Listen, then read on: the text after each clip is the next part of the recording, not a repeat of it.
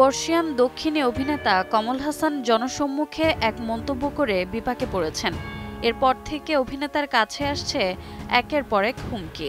রাজ্যে তাকে নিষিদ্ধ করার পাশাপাশি সিনেমা নিষিদ্ধের দাবিও উঠেছে। মূল ঘটনা হলো, কমল হাসান চেন্নাই গিয়েছিলেন তার অভিনীত ঠাগ লাইফ ইন চেন্নাই সিনেমার এক অনুষ্ঠানে। সেখানে তার সাথে ছিলেন কন্নড় অভিনেতা শিবা রাজকুমার। সেই অনুষ্ঠানেই এক বক্তব্যে কমল বলেন, তামিল হলো তার জীবন ও পরিবার, আর অভিনেতা শিবা হলো অন্য রাজ্যে থাকা তার পরিবারের অংশ।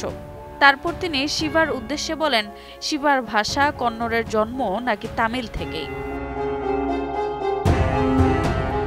এরপরেই তার দিকে ধেয়ে আসে কটাক্ষ।